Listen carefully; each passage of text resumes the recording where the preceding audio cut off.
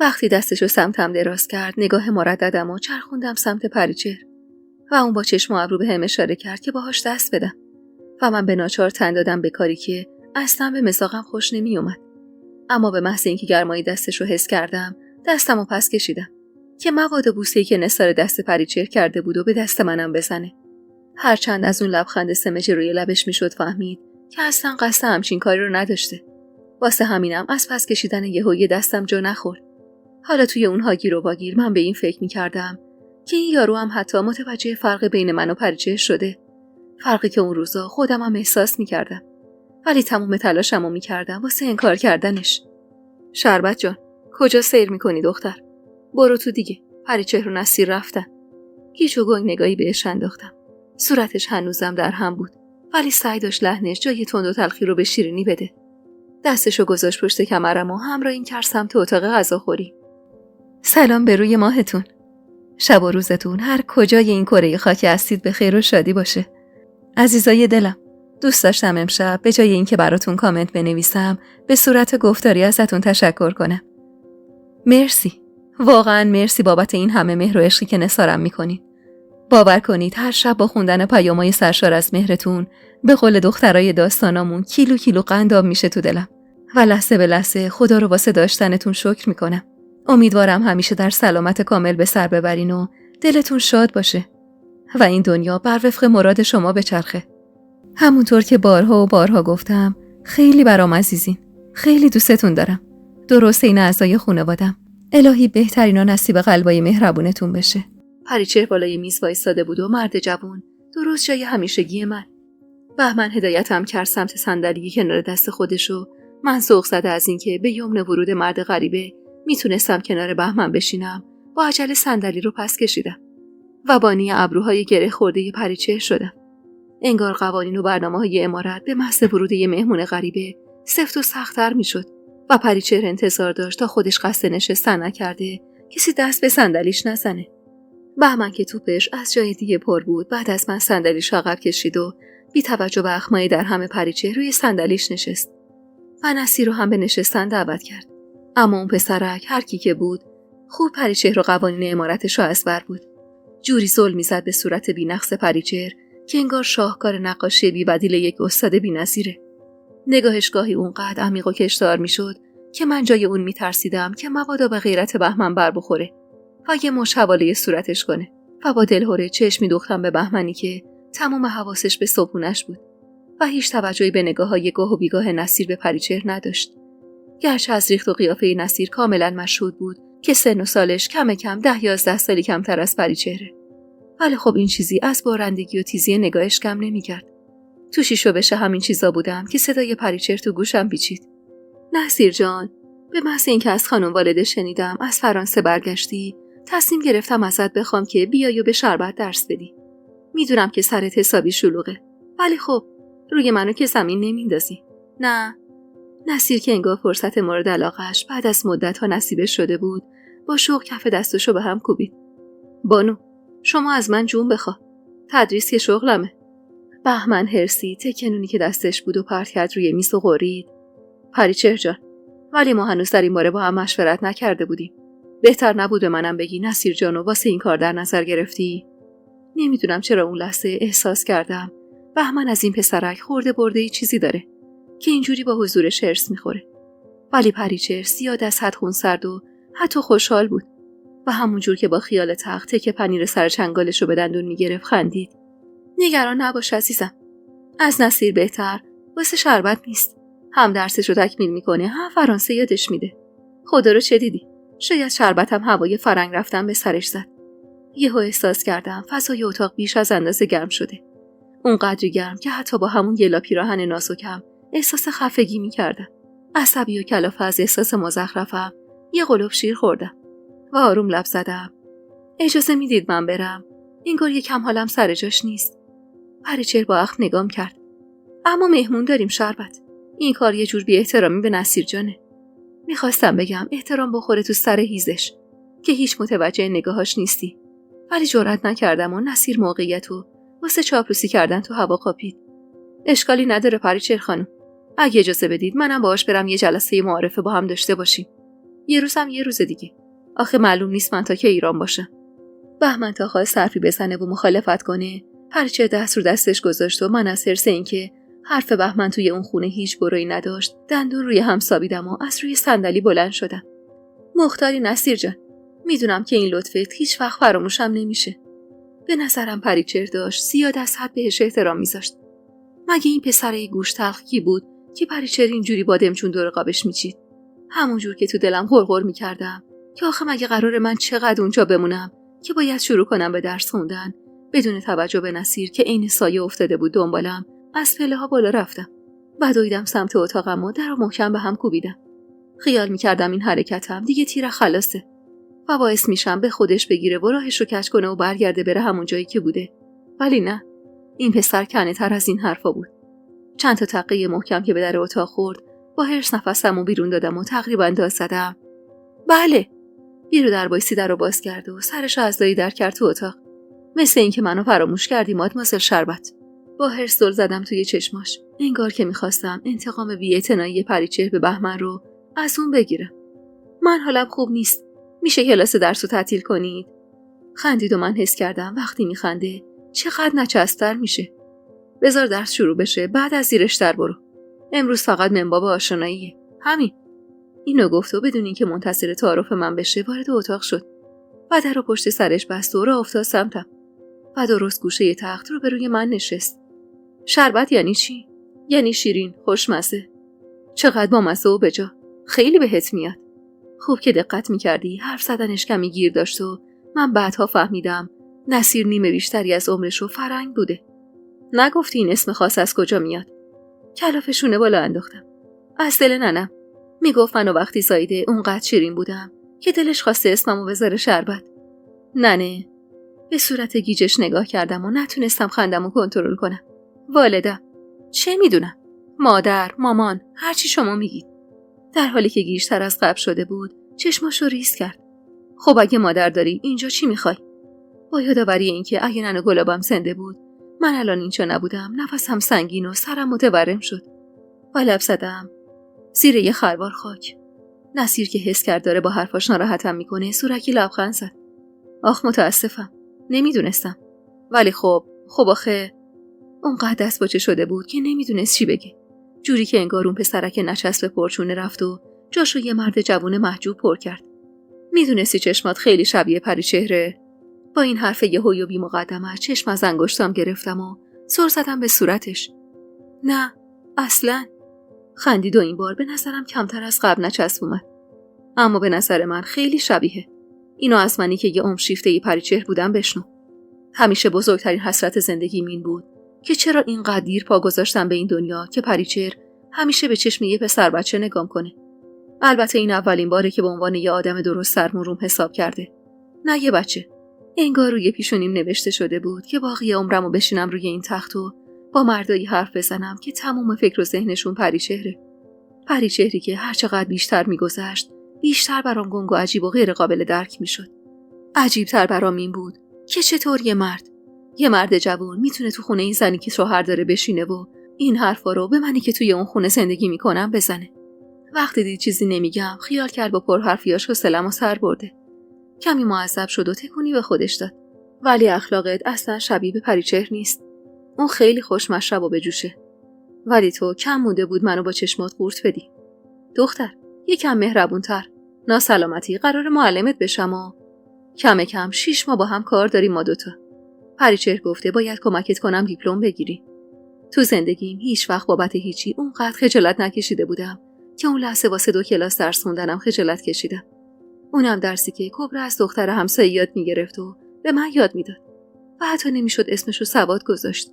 یه سواد دست و پا شکسته که فقط میتونستم از رو بخونم و با غلط غلوط بنویسم. اونقدر با حرص انگشتامو تو هم تاب داده بودم که بند دستام درد میکرد. راستش بکنم خیلی بیشتر از اینا زمان ببره. آخه من فقط سواد خوندن و نوشتن دارم. اون چند ثانیه‌ای که نصیر با دهن نیمه باز و چشمای از حدقه در اومده زل زد بهم، قد چند سال کش اومد. بعد از چند ثانیه که نه اون تونسته بود حرفی بزنه و نه من، با تک سرفه مصلحتی گلوشو صاف کرد. عیبی نداره. فدای سرت. قول میدم زود یاد بگیری. حالا 6 ماه هم نشد 1 سال. اصلا 1 سالم نشد، 2 سال. مگه میتونم کاری که پریچهر هستم خواسته رو صمیم بذارم؟ قول میدم از توی نیم وجبی یه محصل درس خون در بیارم براش. سعی میکرد با شوخی و شیطنت حرف بزنه تا حس خجالتمو از بین ببره. ولی وقتی دید نه ذوقی نشون میدم نه حرفی میزنم، سرشو خم کرد تا بتونه تو چشمام نگاه کنه. ببین شربت، نمیدونم تو کی هستی و از کجا اومدی تو این عمارت. حتی اگه به مادرت هم بگی ننه و 2 کلاس سواد داشته باشی، بازم واسه من عزیزی، چون میدونم واسه پریچهر عزیزی. خب پس لطفا خجالت نکش. دلم میخواست بهش بگم تو دومین مردی هستی که منو به خاطر پریچهر میخواد و من کم کم داشتم از این حرف متنفر میشدم، ولی صبوری کردم و دندون روی جیگر گذاشتم. باشه گل دختر. به زور سر تکون دادم که یعنی باشه. پس سرتو بالا بگیر تا با خیال راحت برم دنبال کارام که از فردا بکو باید درس بخونی. وقتی سرمو بلند کردم وسط اتاق وایساده بود و نگاه میکرد. برم. زورکی لبخند زدم و از لبه تخت بلند شدم. فردا میبینمت. نصیر که رفت حس پوچی و غم سنگینی به قلبم رخنه کرد. انگار که اومده بود تا هر چیزی رو که پریچهر واسه فراموشیش تلاش کرده بودم و به یادم بیاره.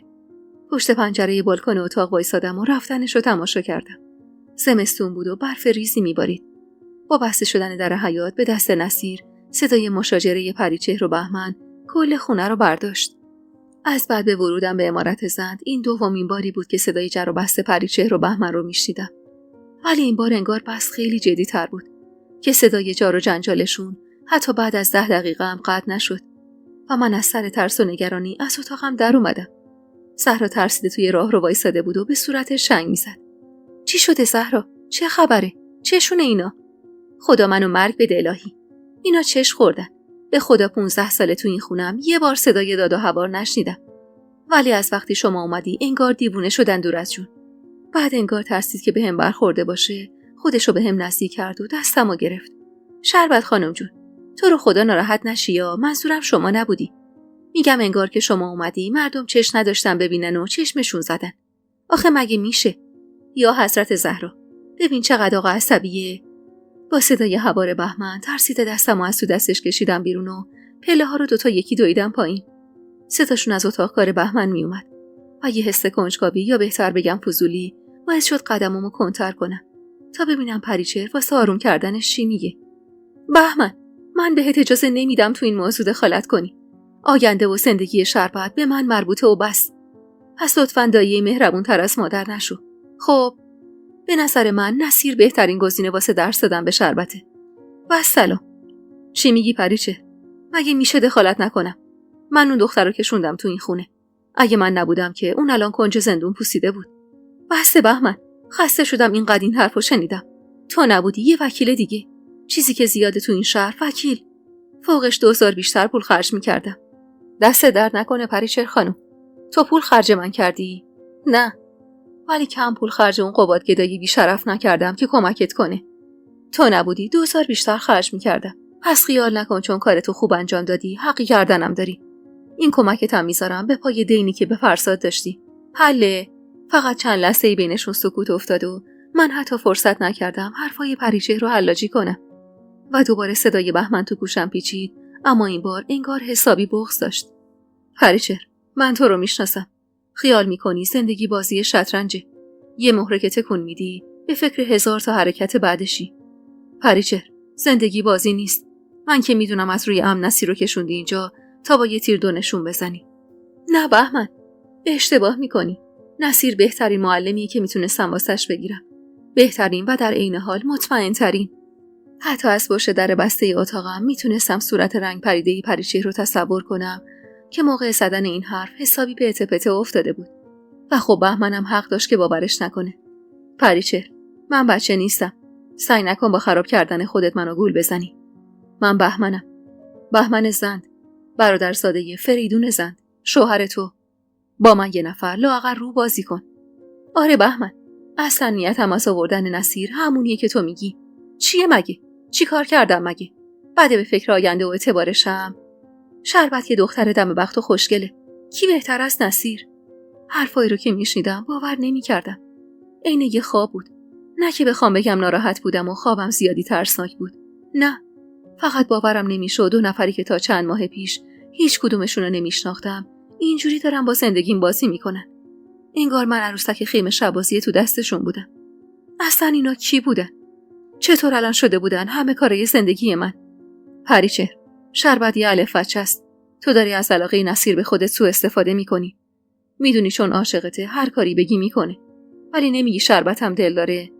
اگه دل باخت و شکست خورد چی؟ تو که میدونی نصیر اهل موندن نیست. نکن این کارا رو پریچهر. نذار کلامون بره تو هم. تا اون لحظه پریچهر آروم بود.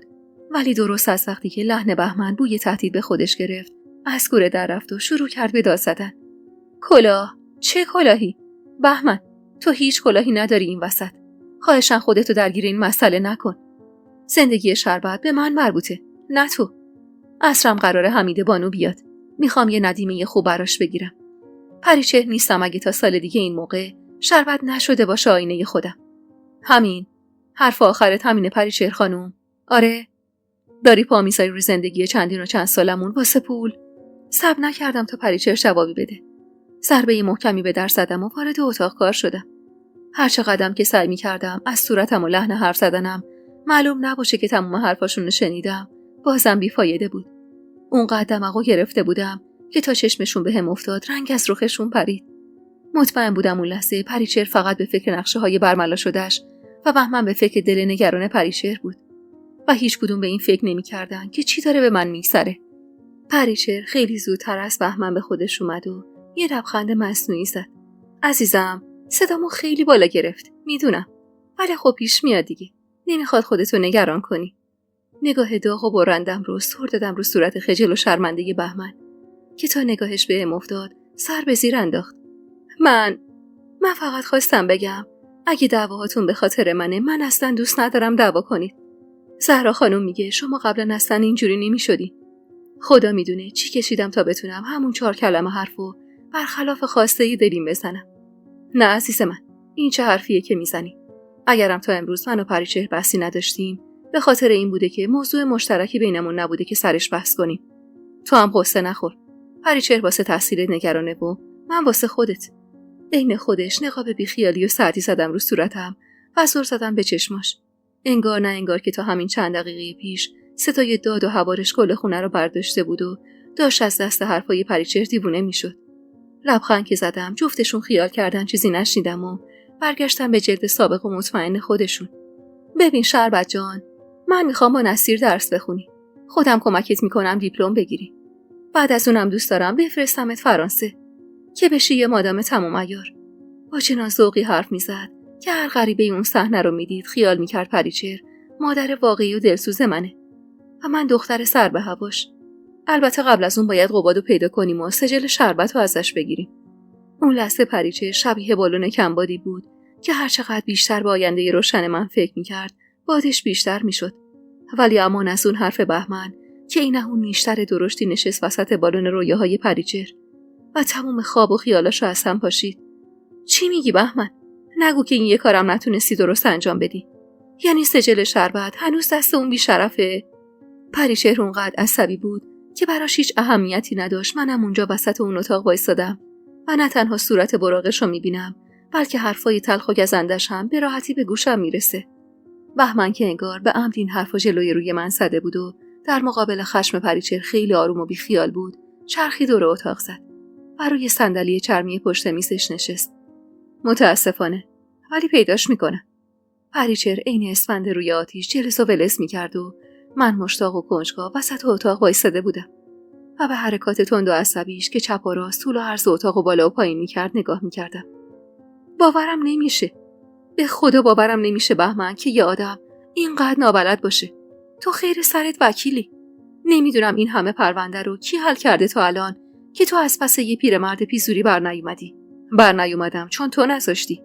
صبر نکردی تا شربت آزاد بشه بعد مشت اون مردکو پر کنی. تو این همیشه منو داخل آدم حساب نکردی و کار خودتو کردی. اما خبر نداشتی اون قبادگدا چقدر زرنگ و هفت خطه که میتونه قبل از آزادی شربت فلنگو با سجلش ببنده و بره که بتونه بازم سرکیست کنه. احساس کردم بهمن یهو اونقدر عصبی شد که حرفایی رو به زبون آورد که اصلا دلش نمیخواست من شنوندش باشم. و وقتی صدای بهت زده و بغض‌دار منو شنید تازه یادش اومد که من بی خبر از همه جا تو اون اتاق کوفتی شاهد تموم حرفاشونم. شما به آقام پول دادین؟ آخه چرا؟ اصلا چرا باید سجل من دست شما باشه؟ اینجا چه خبره؟ تو رو خدا به منم بگید. پریچهر عصبی خودش رو انداخت روی مبل کنار دیوار و انگشتای کشیدش رو دورانی روی شقیقش حرکت داد. افتضاح روی افتضاح. بهمن، دیگه داری زیادی گند بالا میاری. بهمن که نگاه نگران و مضطربش هنوزم روی صورت من بود، نفسش رو پرهرس بیرون داد و راه افتاد سمتم و تا خواست بازومو تو دستش بگیره چند قدم عقب رفتم و انگشت اشارم رو تهدیدوار جلوی صورتش گرفتم. بسه دیگه آقای وکیل. هر چقدر سعی کردید با حرفاتون خامم کنید، بسه. تا نفهمم اینجا چه خبره قدم از قدم بر نمیدارم. ولی صورت بهمن در عین حال که مضطرب بود به شدت مطمئن بود. شربت، من از وقتی تو رو توی زندون دیدم حس کردم دوست دارم داشته باشمت.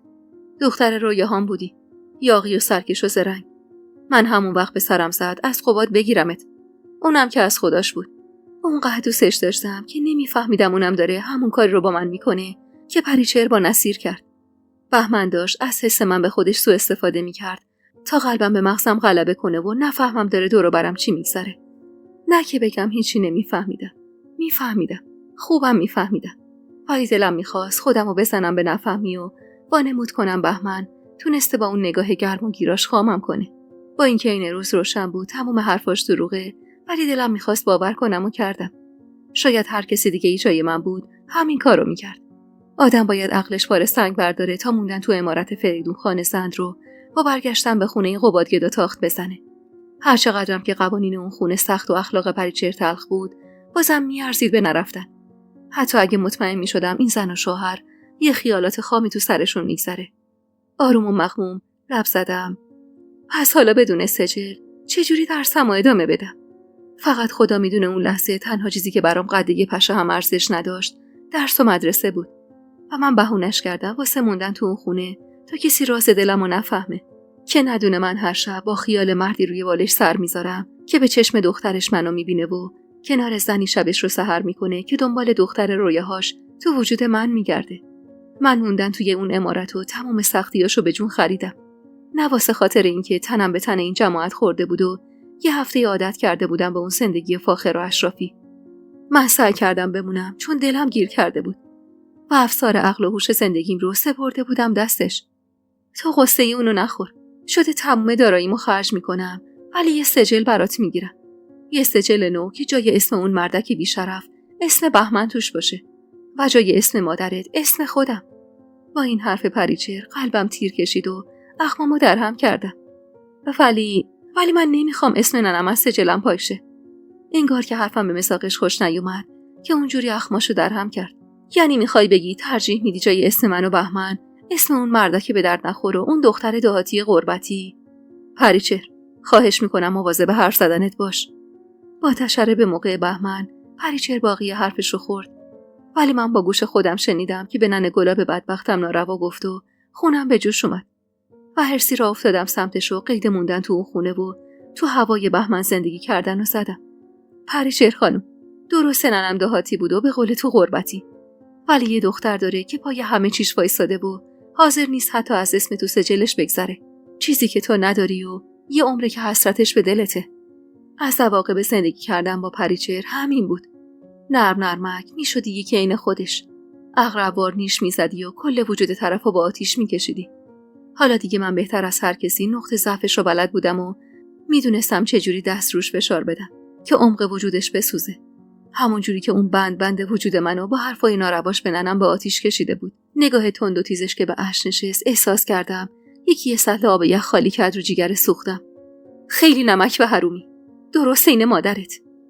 بس پریچهر، بچه شدی؟ تموم کنی مسخره بازیو. من خودم دنبال قباد میگردم و سجل شربتو ازش میگیرم که بتونه درسش رو ادامه بده. شربت، تو هم برگرد تو اتاقت. یالا. به زور جلوی بغضمو گرفتم که وسط اون اتاق سر وا نکنه و دویدم سمت راه پله ها. صدای جر و بحث پریچهر و بهمن دوباره سر گرفت، ولی این بار با شدت بیشتری. چی شد شربت خانم؟ نتونستی آرومشون کنی؟ وای یا قرآن، تو که بدتر آتیش به جون اینا انداختی دختر. با دیدن صورت گرد و چشمای ریز زهرا خانم بی هوا یاد منیشه افتادم و بغضم سر وا کرد. زهرا که حسابی هول برش داشته بود خودشو به هم نزدیک کرد و با شک و دودلی بغلم کرد. دخترم، قصه چیو میخوری؟ از قدیم گفتن زن و شوهر دعوا کنن، ابلهان باور کنن. زهرا سعی داشت دلداریم بده، ولی صدای پریچهر یه بند تو گوشم تکرار میشد. خیلی نمک به حرومی. درسته این مادرت. درسته که حرفای ناروا و درشت و ریزی که بار ننم کرده بود حسابی دلمو شکسته بود. ولی اون لحظه بیشتر از هر چیزی ذهنم درگیر این بود که پریچهر ننه گلابمو از کجا میشناسه. واسه همینم پریدم میون دلداریای زهرا خانم. زهرا خانم، شما میدونی من کیم؟ سوالم به اندازه کافی مسخره و شوکه کننده بود. و حالا اونجوری که من بی هوا پریده بودم وسط حرفش باعث شد مات و مبهوت نگام کنه. چی میگی شربت خانم؟ دیوونه شدی دخترم؟ خب معلومه شما دختر خونده ی خانم جونی.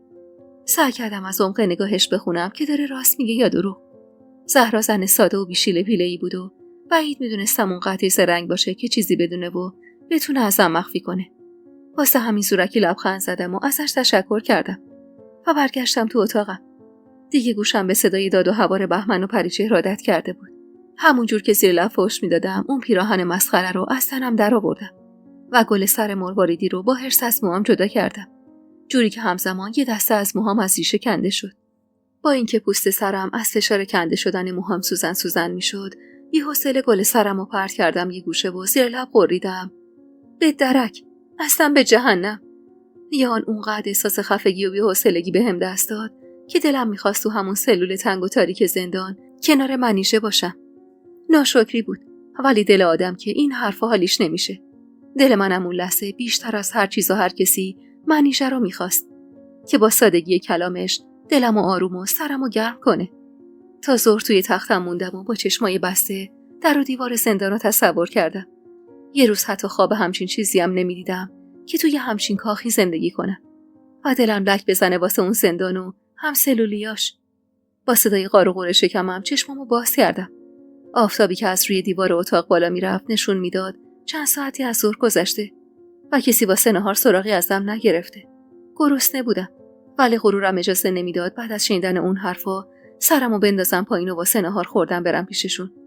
گرچه مطمئن بودم تا اون ساعت کل اعضای خونه نهارشون رو خورده بودن و حتمی پریچهر دستور داده بود که کسی سراغم نیاد، که حتی زهرا هم واسه بیدار کردنم نیومده بود. بیشتر از هر کسی دلم از بهمن گرفت. نمیدونم چرا بیشتر از همه روی اون حساب میکردم و انتظار داشتم هوامو داشته باشه. کلافه و بیحال راه افتادم سمت بالکن. درشو باز کردم. برفی که از صبح شروع به باریدن کرده بود کل زمین حیاطو سفید پوش کرده بود و آفتاب نیمه جون بعد از ظهر که میتابید روی زمین باعث میشد برق سفیدی برف چشممو بزنه. یه زمانی عاشق زمستون و برف نشسته روی زمینش بودم، ولی حالا که چشمم به زمین پر برف افتاد بیشتر دلم گرفت. سر چرخوندم سمت گوشه ی حیاط، اون قسمتی که بهمن همیشه ماشینشو پارک میکرد و با دیدن جای خالیش و 2 انگشت برفی که جاش رو پوشونده بود فهمیدم بهمن خیلی وقت رفته، شاید حتی قبل از نهار. بیدار شدی دخترم؟ 3 بار اومدم خواب بودی، دلم نیومد بیدارت کنم.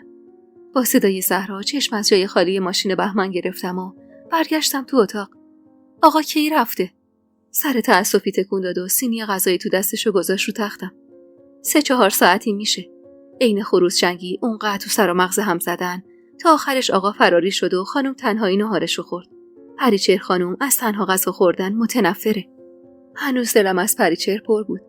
خیلی هم بیشتر از اون چیزی که نشون میدادم پر بود. واسه همین چشم و چالمو کج کردم و کنارش لبه تخت نشستم. از تنها غذا خوردن متنفره. اون وقت همه رو از خودش میرنجونه و میشینه 2 لپی غذا میخوره. اصلا عین خیالش هم نبود که من اینجا دلم شکسته و بهمن خان اونجوری گشنه و تشنه از خونه رفته. چی بگم دخترم؟ خانومم اخلاقش اینه دیگه، تنده، ولی هیچی ته دلش نیست.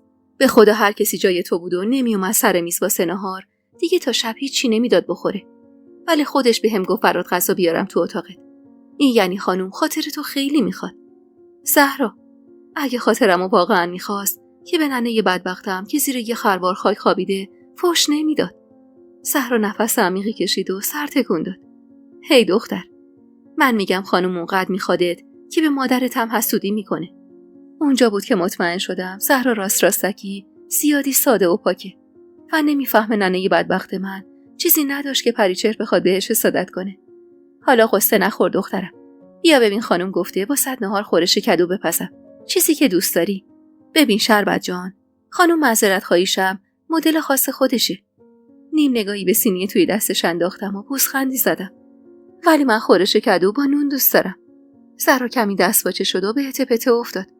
خب تو که میدونی خانم خوشش نمیاد اونجوری غذاتو با نون لقمه بگیری. به خدا با پلو هم خوشمزه میشه. پوزخندم بیشتر عمق گرفت. میبینی؟ پریچر حتی معذرت خواهی و ابراز علاقه‌شم پر از غرور و افاده است. میخواد به زور با آدم بفهمونه کل زندگیش غلطه. انگار من کدو با نون بخورم آسمون خدا به زمین میاد. زهرا که سعی داشت با مهربونی میانجیگری کنه، قاشقمو پر از پلو خورش کرد و جلوی دهنم گرفت. عادت میکنی دخترم. منو میبینی؟ 3 تا شکم زاییدم. تو همین خونه. ولی خانم مجبورم کرد بچه‌هامو بفرستم روستا، خونه ی آقام. چون تحمل شنیدن صدای بچه رو تو این خونه نداشت. حالا سالی یه بار اونم عید به عید بچه‌هامو میبینم. ولی در عوض خرجی زندگی ننه آقامم خانم جون میده. با حرص دستشو پس زدم. چی میگی زهرا؟ آخه چرا قبول کردی؟ مگه میشه بچه رو از ننه باباش جدا کرد؟ زهرا در حالی که سعی داشت جوری وانمود کنه که انگار این ماجرا برا شادی بوده، زورکی خندید. آره جونم، چرا نشه؟ وقتی لنگ یه لقمه نون و سقف بالا سرت باشی میشه. ما هم نصف عمرمونو تو این خونه بودیم. مگه میشد از خیر زندگی گذشت؟ بچه‌هام هم دیگه عادت کردن. باورم نمیشد پریچر این همه خودخواه و ظالم باشه. ولی خوب بود. پریچر اونقدر خودپسند و خودخواه بود که حاضر بود واسه راحتی و خوشی زندگی خودش هر بلایی که دلش میخواد سر زندگی اطرافیانش بیاره. بعد از ماجرای نصیر و نقشه‌ای که واسه دل من کشیده بود، این دومین چیزی بود که بهم ثابت میکرد پریچر جز خودش و زندگیش به هیچی فکر نمیکنه. کلاف سینی غذا رو از روی تختم برداشتم و گذاشتم زمین و قاشق از دستش گرفتم. پول ارزششو داره زهرا؟ که 3 تا بچه دست گل تو از خودت جدا کنی؟ چشماشو نم اشک پوشون، ولی سعی کرد با عقل کردن اشکشو ازم قایم کنه. یه جوری میگی پول که به آدم بر میخوره. من که واسه خاطر پول رو پول گذاشتم بچه‌هامو نفروختم. من زحمت میکشم که شکم بچه‌هامو سیر کنم. نصرت بیچاره قد 3 تا مرد کار میکنه که یه وقت صدای خانم در نیاد. هرسی سرمو تکون دادم. زهرا، یه جوری میگی خانم آدم خیال میکنه پریچر خداست. بابا اینجا نشد یه جای دیگه. مگه کار قحط بود؟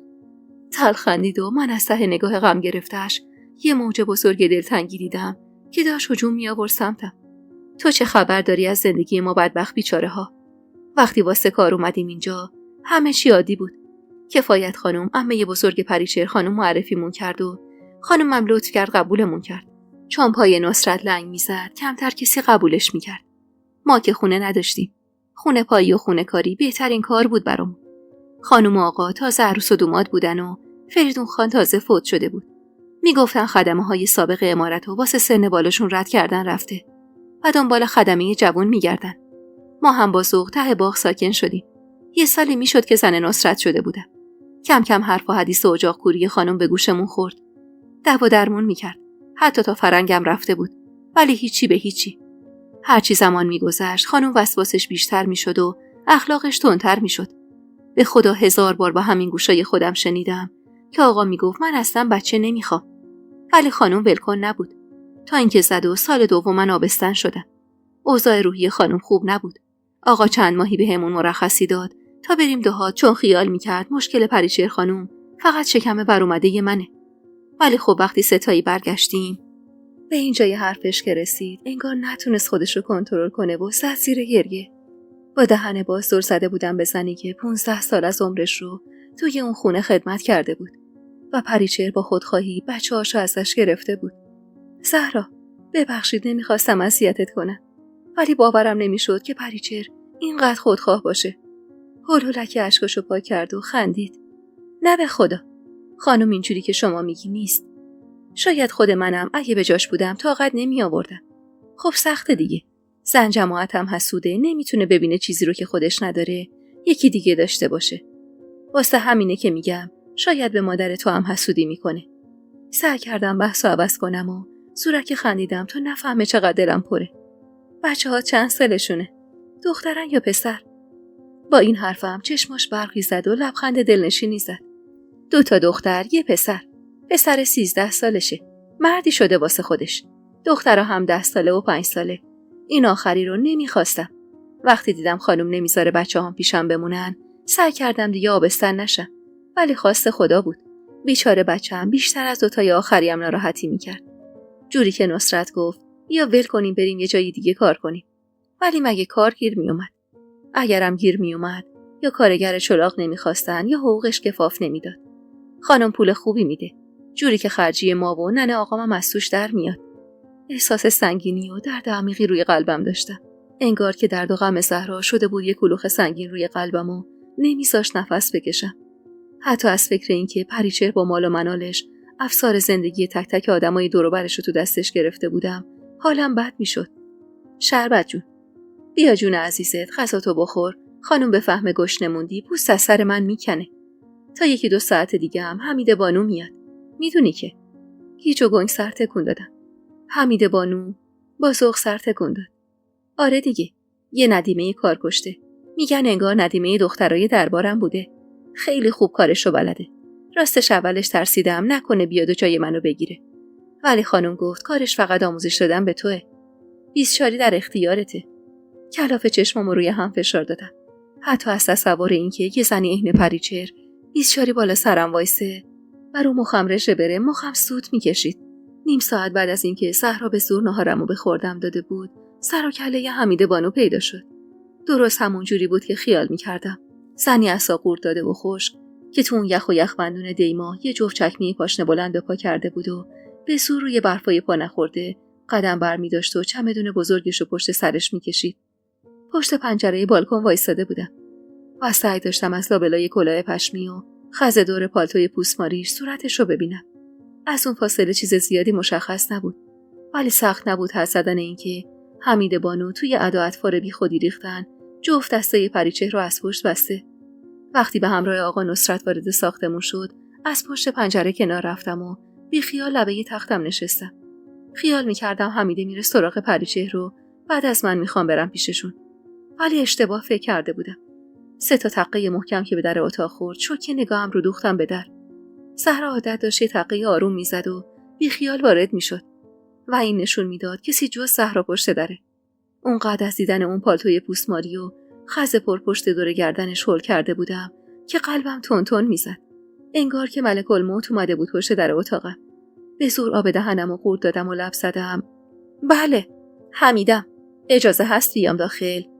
با شنیدن همون یه جمله فاتحه خودمو خوندم. حتی پریچهرم اونجوری صداشو تو گلوش نمینداخت و عین رئیس شهربانی به در اتاق کسی نمیکوبید. بله بفرمایید. ناخودآگاه از روی لبه تخت بلند شدم و نیم نگاهی با آینه روی میز انداختم. بلوز شلوار راحتی راهی تنم بود که بدنم رو لاغرتر از چیزی که بود نشون میداد. در اتاقم که با صدای جیرجیری توی پاشنه در چرخید، نفسمو تو سینه حبس کردم و سر چرخوندم تا ببینمش. زنی 50 ساله با قدی متوسط و هیکلی موزون که برای اون سن زیاد از حد جذاب بود. پالتوی پوستماریشو در آورده بود و روی دستش انداخته بود و چمدون چرخدارش توی دست دیگش بود. حالا که دیگه کلاه پشمی روی سرش نبود، میتونستم موهای کوتاه بیگودی شده یه بلوطی رنگش رو ببینم. شاید اگه اون 3 تا خط پنجه کلاقی گوشه چشماش نبود، نمیشد درست تشخیص داد این زن 30 خورده سال سن داره یا 50 سال. این سلام نکردن تو میذارم به پای محو شدنت به جذابیتم. خجالت زده تکونی خوردم و لب به دندون گرفتم. سلام، ببخشید، آخه خندید و من نگاهم میخ دندونای مرواردی مرتب و سفیدش شد.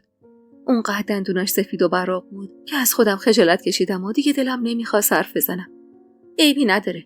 من حمیدم و 52 سالمه و 30 سال از عمرم و ندیمه زنها و دخترای مهم دربار بودم.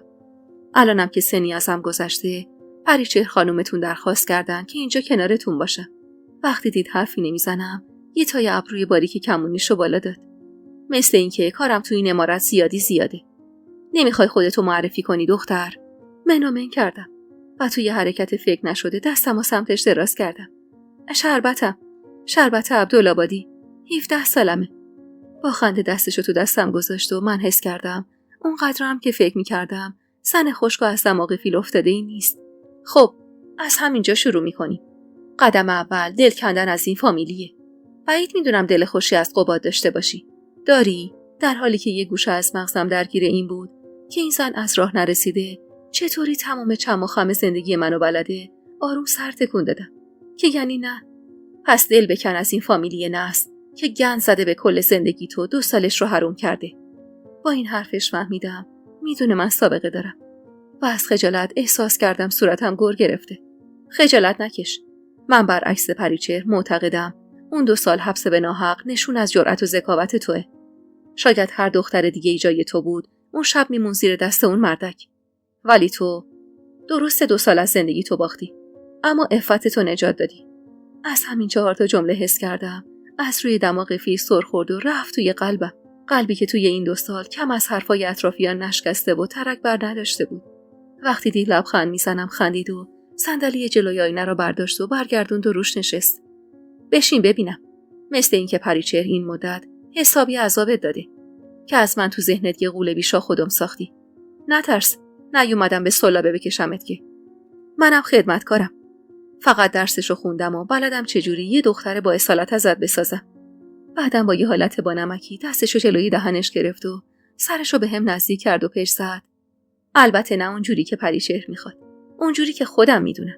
این پریچهرم اگه همون وقت داده بودن دست خودم، الان اینقدر بهمن بیچاره رو عذاب نمیداد. آروم لب زدم.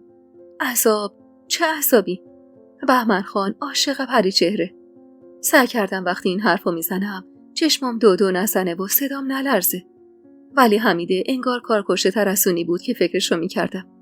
جوری زل میزد تو چشمام که حس میکردم هر آن ممکنه چنگ بندازه و تمام سر و سرای نهفته دلم رو بکشه بیرون. عاشق که هست، ولی دلیل نمیشه که معذب نباشه. پریچهر زیادی مرغشی پا داره. سعی کردم چشم از اون نگاه دقیقش بدوزم تا نبینه حاله اشکی رو که نشسته تو چشمام. وقتی چند لحظه مات و مبهوت نگام کرد و چیزی نگفت، مردد سرمو بلند کردم و نگاش کردم. یه لبخند مرموزی روی صورتش بود. لبخندی که دلیلشو نمیفهمیدم. خب شربت جان، قدم اول واسه اصیل بودن میدونی چیه؟ خندیدم و گفتم شربت نبودن. گفت اتفاقا برعکس، یه زن اصیل باید خودش باشه. حالا شربت یا پریچهر یا حمیده فرقی نداره. مهم اینه خودش باشه و از خودش فرار نکنه. اما پریچهر از اسم شربت متنفره. میخواست اسممو عوض کنه بذاره هوا. حالا نه که خودم عاشق اسمم باشم و نه، ولی خب یادگار ننمه. حیفم میاد. وگرنه من اصلا از این اسم خوشم نمیاد. چرا؟ همونجور که نگاش میکردم گفتم چی چرا؟ این که اسممو شربت گذاشته. آخه میگفت وقتی دنیا. عجولانه پرید وسط حرفم. چرا بدت میاد؟ نفس عمیق کشیدم و لب ورچیدم. چون یه اون به خاطرش مسخره شدم. از آقام و خواهر و برادرام گرفته تا زندونیایی تو زندون. تا حالا یه آدم حسابی مسخرت کرده. یکی این بهمن. خندیدم. یه خنده شیطون که خیلی وقت بود از خودم نشنیده بودم. آره، پریچهر. همون روز اولی که پا گذاشتم اینجا. همچین خوردم کرد که دلم میخواست بمیرم. آدم حسابی تر از پریچهر ندیدم که بخواد مسخرم کنه. حمیده چنان اخماش سرهم شد که یه آن ترسیدم که نکنه حرف بدی زده باشم. ای خدا از دست این زن. کل عمرش از خورد شکسته های شخصیت مردم بالا رفته. تو به اون کاری نداشته باش. اون استثناست. غیر از اون کسی بوده که آدم درستی باشه و مسخرت کنه. چشممو تنگ کردم و کمی فکر کردم. راست میگفت. حتی زهرا هم یه بار اسممو با تعجب و تمسخر به زبون نیاورده بود. واسه همین با یه ذوق بچگونه دستامو توی هم گره کردم. نه، هیچ کس. حتی زهرا خدمتکار این عمارتم یه بار مسخرم نکرده. لبخند رضایت بخش نشست رو لباشو، چشماشو تو کاسه چرخوند. پس ببین، آدم حسابی بودن به رخت و لباس عیونی و مال و منال نیست. گاهی وقتا یه خدمتکار ساده بیشتر از خانم خونش شعورش قد میده. با این حرفش یهو انگار تمام پل و دیوارایی که از ترس بینمون کشیده بودم شکست و ریخت زمین و حس کردم چقدر حرفاش با وجود اون سر و ریخت مرتب و موی لول شده و دندون سفید و ماتیک اناری به دلم میشینه. شربت. یه جور قشنگی اسممو صدا میزد که حس کردم هیچ کس تا حالا به اون قشنگی صدام نزده. حتی بهمن. بله. تقاص بیشعوری بقیه رو قرار نیست ما پس بدیم. اگه یه عده اینقدر پست و ذلیلن که نمیدونن با اسم خاص یه نفر چه جوری کنار بیان، تقصیر من و تو نیست. حس کردم تمام قصد و نیتش از این حرفها پریچهره. نمیدونم چرا، ولی حس می‌کردم حمیده کینه‌ای، دلخوری، چیزی از پریچهر داره که اینجوری از رفتار تند و خودپسندش میناله. پس قدم اول چی شد؟ این که دیگه از این اسم بدت نیاد. نه، قدم اول فراموش کردن گذشته و دل کندن از قبادگدا و فامیلی نحسشه. اینو با خنده گفتم، جوری که حمیده بانو هم خندش گرفت. دختر، الحق که اسم برازنده‌ای برات گذاشتن. تو خیلی شیرینی، درست عین فریدون خان خدا بیامرز. ولی عجیبه ها، این خاندان همیشه زنای تلخ تحویل جامعه داده و در عوض مردای شیرین. شاید تو اولین زن این خاندانی که اینقدر شیرین زبون و دلنشینه. به خدا وقتی پریچهر گفت بیام اینجا واسه ندیمگی، هول برم داشت که حتما با یه دختر گوش تلخ و مغرور طرفم. شاید دلیلش اینه که من از خونه این خاندان نیستم. نه، از روی عمد و زرنگی این سالو نپرسیده بودم. از سر بچگی به فکرم خطور کرد و از سر سادگی به زبونش آورده بودم. اما حمید جوری نگام کرد که انگار از زرنگی و سیاستم به وشت اومده بود. آره، راست میگی، حواسم به این موضوع نبود. اونقدر این جمله رو مصنوعی و از سر اجبار به زبون آورده بود که اگه فقط یکم حواسم رو بیشتر جمع کرده بودم، میفهمیدم حمیده فقط یه ندیمه الکی یا خدمتکار درس خونده نیست.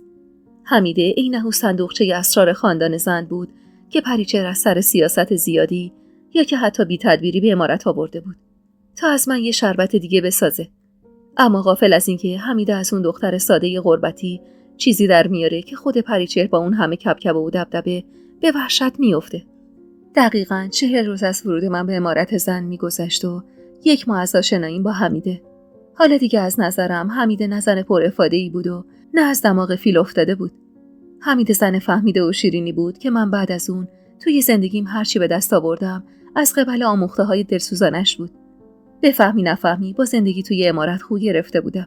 حالا دیگه خوب یاد گرفته بودم استیکو با کارد و چنگال تیکه کنم و دستمال نخی صدفی رنگ رو قبل از غذا خوردن روی پاهام پهن کنم. اما هنوزم غذای مورد علاقم خورش کدو با نون تافتون داغ شده روی تنور گلیه توی مطبخ پشت امارت بود. بهمن به 1000 ضرب و زور خورش کدو رو توی برنامه غذایی امارت جا داده بود و هر یک شنبه که نوبه خورش کدوی باب میل من میشد، پریچهر سگرمه‌هاشو در هم می‌کرد و جز 2-3 تا قاشق اونم زورکی و با اخ و پیف دیگه چیزی نمیخورد. اما حمیده و بهمن معتقد بودن که اون خورش کدو میارزه به 1000 تا استیکای خام و بی‌نمک چهارشنبه ظهرا. اگه بخوام بیشتر از حمیده بگم باید از علاقه بیش از حدش به بهمن و بالعکس علاقه بهمن به اون بگم. انگار مادر و پسری دور افتاده از هم بودن و حالا بعد از چندین سال به وصال هم رسیده بودن. حتی رفتار حمیده با پریچهر هم کمی مادر شوهروار بود، جوری که از ریز به ریز رفتار شیرات میگرفت. علل خصوص بالای میز نشستن و بی‌اعتنایی به حرفای بهمن. ولی خب اونقدر جرئت نداشت که بخواد رو کپوس کنده بهش خورده بگیره و به روش بیاره که چقدر از حرکات و رفتارش هرس میخوره. اوایل اسفند ماه بود و هوا نرم نرمک بوی بهار میداد.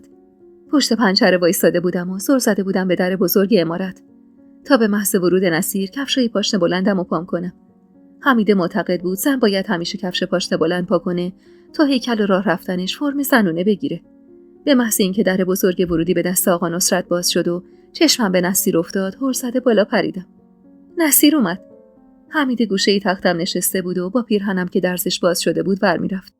هول هولکی کفشامو پام کردم و جلوی آینه نگاهی به خودم انداختم. جز یه ماتیک سرخابی بسکی نداشتم که همونم به خواسته حمیده بود. خوب که به صورتم خیره میشدم، میدیدم حرف نصیر همچینم بیراه نبود.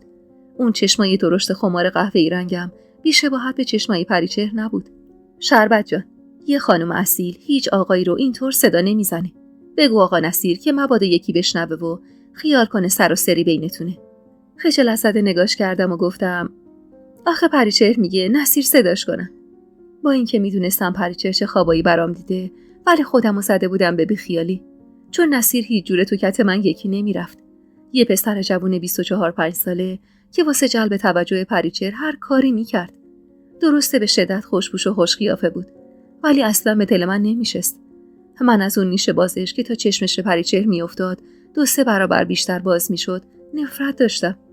شایدم چون میدونستم عاشق و شیفته پریچهر ازش متنفر بودم. پریچهر واسه خودش میگه، تو که قرار نیست بشی غلام حلقه به گوش اون. کاری که خودت میدونی درسته بکن. به نظر درسته یه پسر جوونو که معلم سرخونت شده اینجوری صدا کنی؟ انگار که شده بود یه مادر حساس و وسواسی که میخواست گوشمو بگیره و بپیچونه. حمید تو همین مدت کم جای خودش رو تو دلم باز کرده بود و من خیلی راحت میتونستم با چشم بسته به خواسته ها چشم بگم. چشم، نصیر خان خوبه؟ با تقی ضعیف زهرا به در اتاق چشم از صورت اخمی حمیده گرفتم و راه افتادم سمت در. اخم نکن دیگه حمیده بانو، گفتم که چشم. صورتی که لبخند زد دستمو تو هوا براش تکون دادم و راه افتادم سمت اتاق کار بهمن، جایی که هر روز بعد از ظهر 4 ساعت از وقتمو با نصیر میگذروندم و اون سعی میکرد بهم درس یاد بده. به به مادمازل شربت، احوالتون؟ ایشالا که تکالیف دیروز انجام دادی. سعی کردم یه لبخند محجوب بنشونم رو لبم، از اون لبخندایی که حمیده بانو میگفت، جوری که گوشه های لبم کش بیاد اما دندونای آسیاب و ته حلقم مشخص نشه. بله، اونجا روی میز بهمنه. نگاهشو چرخون روی میز کار بهمن و دفترمو که دید بیخیال سر جاش نشست، انگار که دیدن مشق شبم هیچ اهمیتی براش نداشت. به نظرت بد نیست که پدر خوندت رو بهمن صدا میزنی؟ کلافه رو بروش نشستم و پا روی پا انداختم. چه خبره امروز؟ چرا همه درگیر طرز صدا زدن منن؟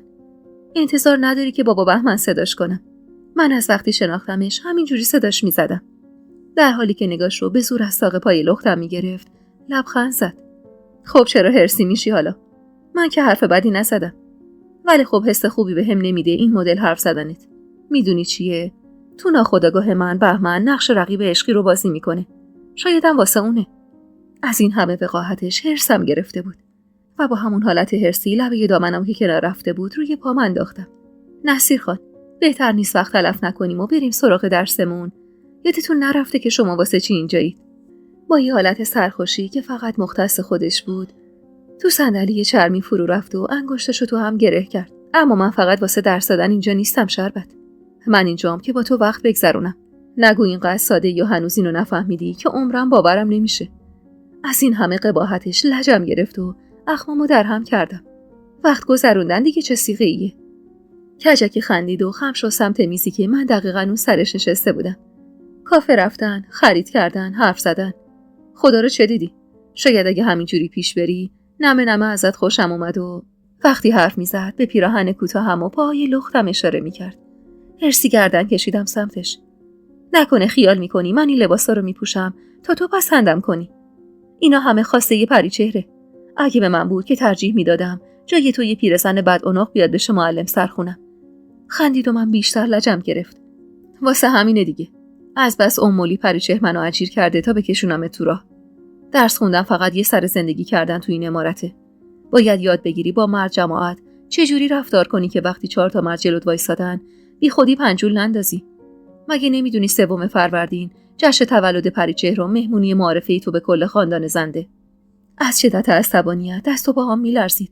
این که بهم گفته بود امو چیز تلخی نبود، ولی این که پریچه رسما شده بود ساربون منو میخواست هر طرفی دلش میخواد منو بگردونه هرسم میداد. چی داری میگی تو؟ نکنه خیال میکنید همه ی آدمای شهر نوکر شما؟ پریچه خانم دستور داده با تو بشینم و پاشم تا یاد بگیرم به مردا پنجول نندازم؟ مگه من گربم؟ اگه نبودی که 2 سال از عمر تو کنج زندون تلف نمی‌کردی. اولش احساس کردم اشتباه شنیدم. انگار صدای نصیر تو خیالم تکرار میشد. ولی اون نگاه خیره و پوزخند کج روی لبش نشون از این بود که من خیال نکرده بودم و همه چیز واقعیت داشت. یه آن حس کردم خون تموم بدنم تو سرم جمع شده و هر لحظه ممکنه منفجر بشه. هرسی حمله کردم سمتش و یقه پیرهنش رو چنگ زدم. تلف کردم چون نخواستم خودم و 2 دستی به یه بی غیرتی اینه تو تقدیم کنم. تلف کردم، پشیمونم نیستم، چون سابقه دار بودم بهتر از بی‌عفت شدنه. نصیر بی توجه به هرس خوردن من بی خیال سر زده بود به صورتم که حتم داشتم از هرس و جوش کبود شده بود. حالا تو هی بگو نه، ولی به خدا این چشما که آدمو دیوونه میکنه با چشمای پریچه‌ر مو نمیزنه. گیج و گنگ نگاش کردم. باورم نمیشد تو اون شرایطی که من اونقدر عصبی بودم اونقدر راحت و سرخوش به این خزعبلات فکر میکرد. تا خواستم دستامو که هنوز دور یقه پیرهنش شنگ شده بود پس بکشم، جفت مچامو تو دستش گرفت و صورتشو مماس صورتم کرد. میدونی که من میمیرم واسه این چشما، این نگاه سرکش و مغرور که هیچ وقت منو ندید. اومدم لب بزنم و بگم آره میمیری واسه این چشما، ولی نه وقتی صاحبش منم. تو میمیری واسه چشمایی که شبیه چشم پریچهره. ولی نصیر با خودخواهی و بیفکری لب روی لبام گذاشت و برق از سر من پرید. همه چیز تو چند ثانیه اتفاق افتاد. چند ثانیه‌ای که انگار کش اومده بود و تمومی نداشت. چند ثانیه‌ای که با تقه محکمی که به در اتاق خورد قطع شد و من با ترس از نصیر جدا شدم. حس می‌کردم اتاق دور سرم میچرخه. چشمام سیاهی میرفت. حس خیسی لباش هنوز روی لبم بود و باعث میشد بیشتر از خودم بدم بیاد. بهمن تو آسونه در اتاق وایساده بود و با بهت و شگفتی نگام میکرد. نگاهش اونقدر تلخ و عجیب بود که گفتم شاید قبل از جدا شدن از نصیر وارد اتاق شده و اون صحنه خجالت‌آور رو دیده. ولی صورت خندون و بی خیال نصیر اینو نمیگفت. سلام بهمن خان، حالتون خوبه؟ امری داشتید؟ جوری پر و حق بجانه بود که انگار اینجا اتاق کار خصوصی اون بود و بهمن یه خرمگس معرکه. البته من تموم این قبه ریخته و جسارت نصیر رو از چشم پریچهر می‌دیدم.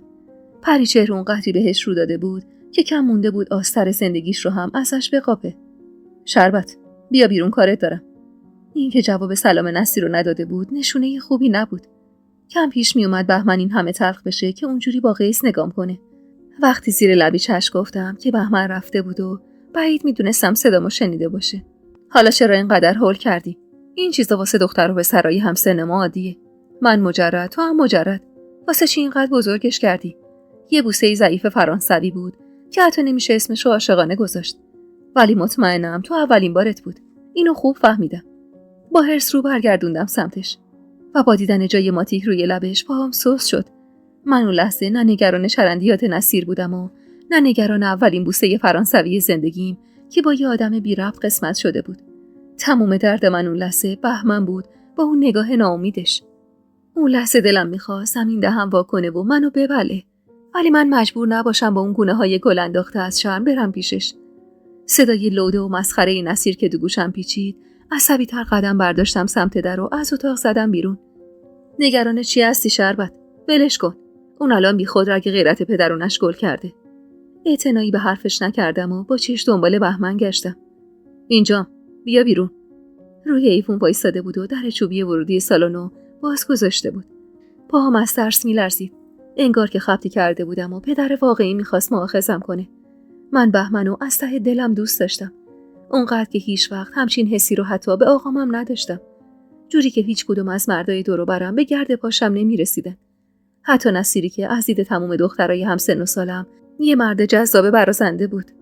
روبروش که وایسادم حس کردم قلبم داره از جا کنده میشه. همیشه آرزوم بود یه دختر داشته باشم. یه دختر این تو. صداش از ناراحتی و عصبانیت میلرزید و من حتی روم نمیشد نگاش کنم. و سرمو حتی الامکان انداخته بودم زیر.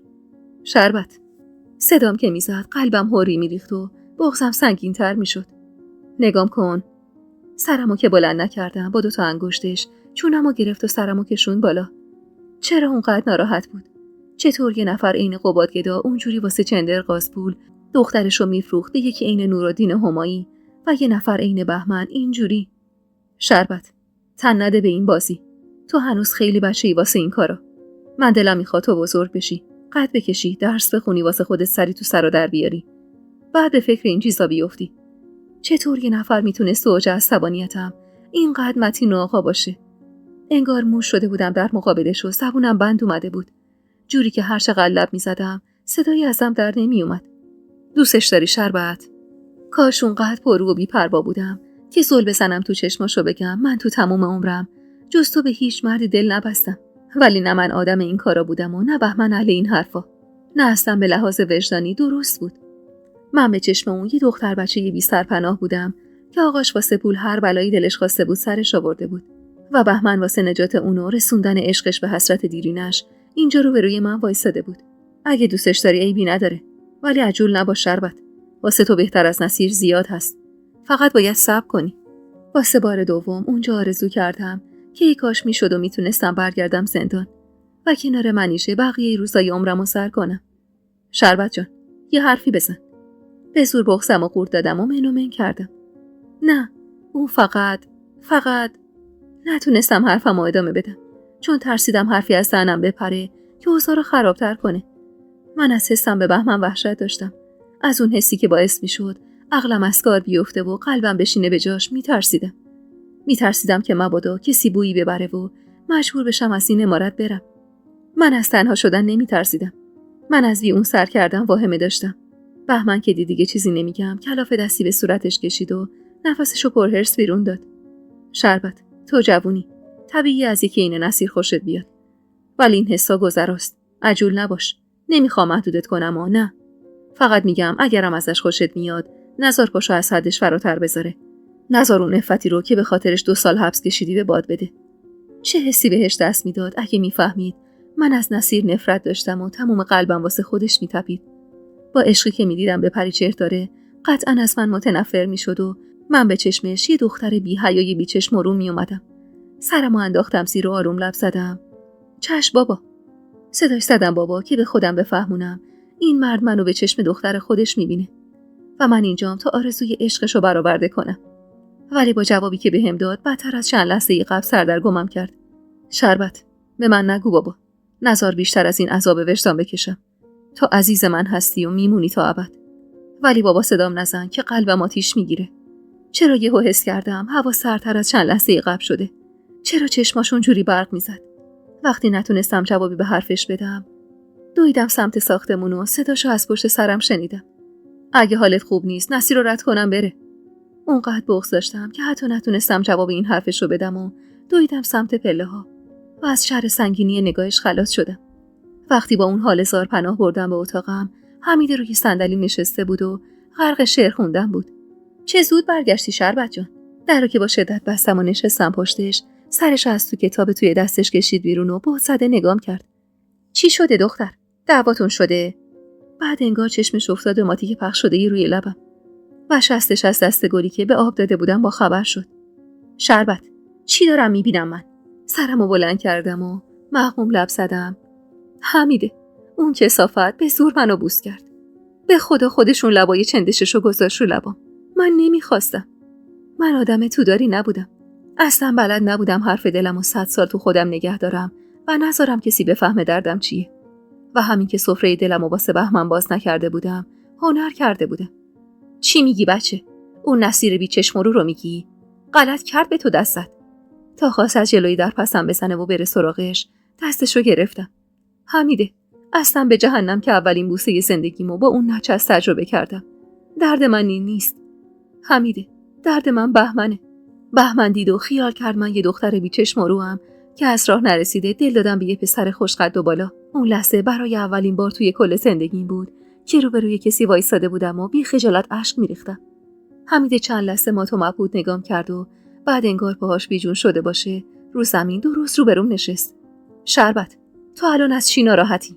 از اینکه بهمن تو رو این شکلی دیده یا اینکه نصیر بهت دست درازی کرده؟ صورتش اونقدر باسده بود که با همون حال زارم هم تونستم بفهمم منظورش از این حرف چی بوده و از خجالت تنم یخ بست. خب هر دو. سر زده بود تو چشمام چون میدونست زبونم هرچی بگه چشمام راستش رو کف دستش میذاره. شربت، اگه پریچهر بفهمه آسمونو به زمین میدوزه. ساده لوحانه اشکامو پاک کردم و لب زدم. چه بهتر؟ بذار بفهمه دور و برش چه خبره و کلاشو قاضی کنه. خدا رو چه دیدی؟ شاید منم از شر این پسر این نچست خلاص شدم. کلافه سر تکون داد. شربت، تو عاشق شدی.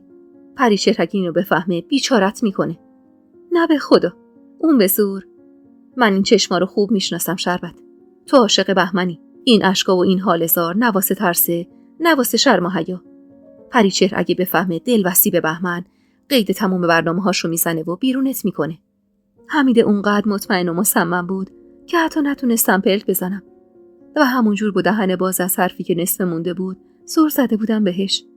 نه وقت انکار بود و نه وقت فرار.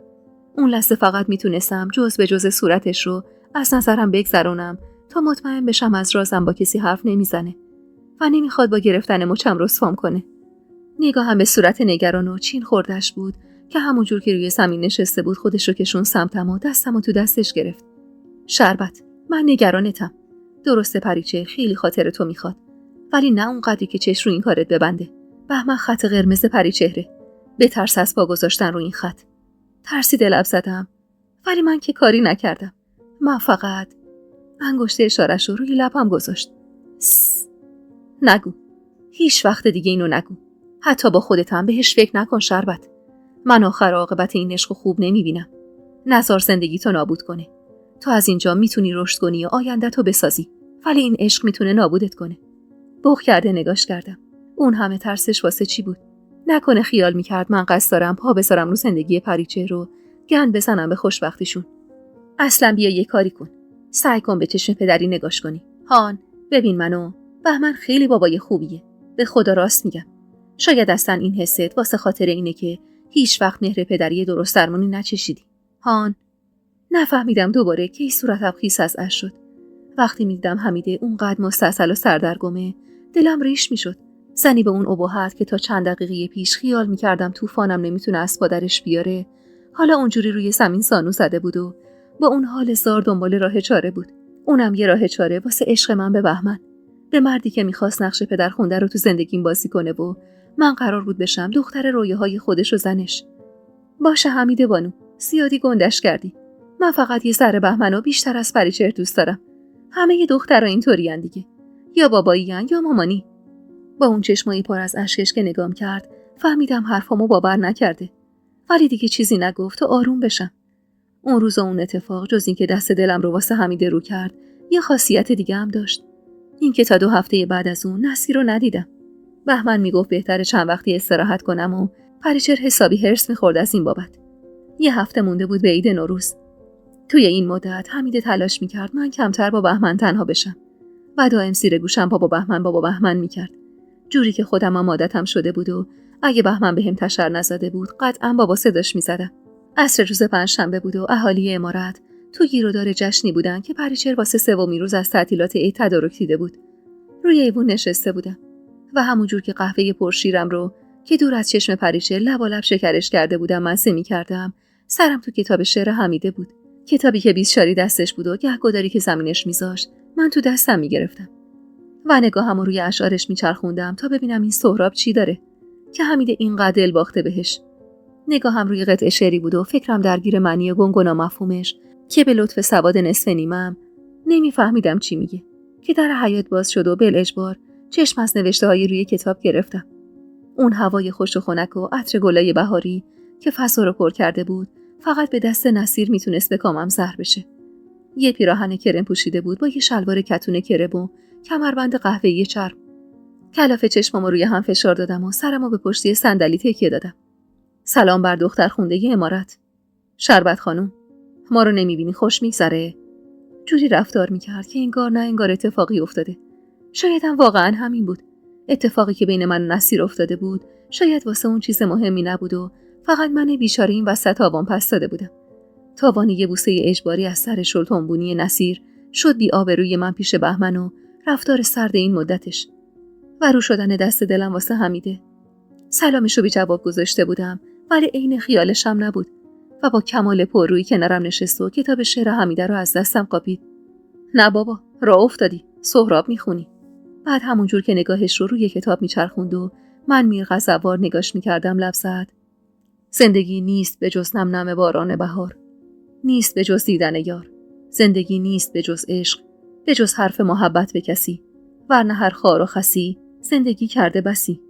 و در حالی که نم اشک چشماشو پوشونده بود نگام کرد و آروم لب زد. ورنه هر خار و خسی زندگی کرده بسی. حس کردم با خوندن این شعر به یاد پریچهر و عشق ناکامش افتاده که اونجوری بغض کرده. واسه همین خوریدم. چیه؟ چرا اونجوری نگاه میکنی؟ به والا اگه حرف نابجایی چیزی بزنی این بار به بهمن میگم چه خبطی کردی. پس یعنی اون دفعه چیزی بهش نگفتی؟ نه. پس چرا 2 هفته از تدریس معافم کرد؟ پشت پلکی براش نازک کردم و کتاب شعر حمیده رو از دستش قاپیدم. شاید گفته باشم تو که خبر نداری، پس به پا دست از با خطا نکنی که بابا بهمنم بعد به خونه تشنست. به خیال خودم داشتم با این چرندیات سر چشم ازش میگرفتم تا مبادا دوباره بخواد خطایی بکنه، ولی غافل از این که نصیر پشتش به پریچهر گرم بود و کمر همت بسته بود به بردن دلم و صاحب شدن تنم. دلی که قبل از اون باخته بودم و تنی که به هر دری زده بودم واسه نباختنش. خوبه، پس باشه تا بابا بهمنت نیومده بریم و برگردیم. با طعنه و پوزخند این حرفو زد و من در حالی که داشتم از حرص میترکیدم نگاش کردم. کجا؟ خرید دیگه. مگه مامان پریچهرت بهت نگفته قراره ببرمت یه خرید درست درمون واسه جشن عید؟ آخ شربت، آخ. یه کاری میکنم بدرخشی تو اون مجلس. پاشو دیگه، چرا معطلی؟ کلافه از سر جان بلند شدم تا برم سراغ پریچهر و به جونش خور بزنم که دلم نمیخواد با این نچس جایی برم که دستمو گرفت و مجبورم کرد وایسم. شربت، بد قلقی نکن. بذار چند بار با هم بریم بیرون. اگه ازم خوشت نیومد دوممو میذارم رو کولم و میرم. باشه؟ قول میدم. داشتم چپ چپ نگاش میکردم که صدای حمیده رو درست از پشت سرم شنیدم. شربت جان، مشکلی هست عزیزم؟ انگار نصیر از حمیده حساب میبرد که تا صداشو شنید دستشو پس کشید و گلوشو صاف کرد و من لجم گرفت که چرا پیش پای حمیده بلند نشده و بهش سلام نکرده، کاری که همیشه برای پریچهر انجام میداد. حمیده از چشم من از پریچهرم محترم‌تر بود، ولی انگار تو اون خونه تنها کسی که با من سر این موضوع هم عقیده بود بهمن بود که هر روز به زور میکشوندش سر میز غذا تا با ما غذا بخوره و من چقدر از این بابت ازش ممنون بودم، چون دیگه مجبور نبودم با ناز و ادای پریچهر رو اخم و تخم بهمن تنها بمونم و دلم خوش بود به حضور حمیده. نه حمیده بانو، الان میام. اینو گفتم و چشخوری نثار صورت خندون نصیر کردم و راه افتادم سمت حمیده که تو آسونه در ورودی وایساده بود و نگام میکرد. اوف، خدا خیرت بده حمیده بانو، خوبه اومدی. اینا رو وقتی بهش رسیدم آروم زیر گوشش گفتم. چی شده مگه؟ هیچی، پریچهر خوابای شوم برام دیده. به آقا گفته بیاد ببرتم خرید عید واسه مهمونی. برعکس تصورم حمیده خندید. خب خوبه که با من و پریچهر میرفتی بهتر بود. ناامید نگاش کردم. حمیده، تو که میدونی خرید مرید بهونه است. پریچهر برام خواب دیده. حمیده کتاب شعر توی بغلم و از دستم کشید و اخم ریزی کرد. پریچهر حکم مادر تو رو داره شربت. بعد تو نمیخواد. بعدش هم خوب نیست دختر شعر بخونه. هوای عاشقی میزنه به سرش. همون جمله آخرش بس بود واسه اینکه بفهمم دلیل این تغییر موضع یهویی حمیده نسبت به نصیر چیه. حمیده‌ای که تا 2 هفته پیش بهم تشر میزد که اسم نصیر رو خالی خالی به زبون نیارم که مبادا حرفی برام در نیاد، حالا با شوق و ذوق سعی داشت بفرستم خرید با همون آدم و دلیل این کارش چیزی نبود جز ترس از عشق من به بهمن. با حرص پاهامو روی زمین کوبیدم و پله ها رو دویدم بالا و داد زدم. نمیرم، من با این پسره جایی نمیرم. شربت، بچه نشو. ببین نصیر پسر خوبیه، برو، شاید به دلت نشست. این که میدونستم چرا اینجوری میکنه بیشتر حرصم میداد. وسط اتاق وایساده بودم و خونمو میخورد. ای خدا، چی شد یهو شد پسر خوبه؟ تا دیروز که اخو پیف بود حمیده خانم، کم مونده بود گوشمو بپیچی که نصیر صداش نکنم. یهو الان شد پسر خوبه. شربت، خودت هم خوب میدونی چرا نظرم عوض شده. پس بی خود بحث نکن. من میخوام با این پسره بگردی تا بهمن از سرت بیفته. همین، میفهمی؟ وگرنه نمیخوام به زور شوهرت بدم که. دلخور نگاش کردم. انگار که انتظار نداشت اونجوری بغض کنم که یهو بغلم کرد. قربونت برم، من واسه خودت میگم. به خدا که اگه 17 سال پیش اومده بودی خودم کمکت میکردم زن بهمن بشی. ولی الان پای پریچهر وسطه. هم خودتو بدبخت میکنی همون بهمن مادر مرده رو. حرص خودمو از تو بغلش کشیدم بیرون. من نمیخوام زن کسی بشم حمیده. باور کن و اینقدر این حرفو تکرار نکن. باشه؟ من اصلا عاشق نیستم. 17 سال پیشم من فقط 1 سالم بوده. باشه، حق با توه. ولی بیا و به عنوان مادر حرف منو قبول کن. من که بد تو رو نمیخوام. برو یه مدت باهاش سر کن. اگه خوشت نیومد خودم واسطه میشم و با پریچهر حرف میزنم که دیگه نذاره نصیر بیاد اینجا و یه معلم دیگه واسط بگیره. اونقدر با آرامش حرف زده بود که نتونستم چیزی بگم و چند لحظه بی حرف نگاش کردم و بعد از سر ناچاری سری تکون دادم و راه افتادم سمت کمد لباسم. میرم، اما نه واسه خاطر این حرفا. میرم که بهش ثابت کنم دلم جای گیر نیست، که نشستم تا زیر پای پریچهر خالی بشه و من بشینم سر جاش. اینا رو با دلخوری گفتم و حمیده هم خوب فهمید که چقدر از حرفاش دلخورم. به درخواست حمیده پیراهن بلندی پوشیدم که از کمر چین میخورد. رنگ نباتی پیراهن با رنگ پوست گندمیم تضاد جالبی داشت. همه چیز بر وفق مراد بود جز همراه و همپایی که قرار بود باهاش برم بیرون. حیفم میومد اون پیراهن خوش رنگ و خوش دوخت رو برای نصیر تن کنم. شاید تا 2 هفته پیش کمتر از اینا ازش نفرت داشتم. شاید اگه اونقدر ظالمانه اولین بوسه عمرمو از من نگرفته بود اینقدر ازش متنفر نبودم.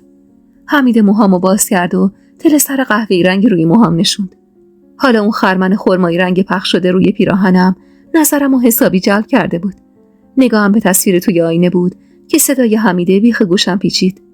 شربت جان، از دست من دلخور نباش. من بیشتر از هر کسی تو این عمارت خیر و صلاح تو رو میخوام.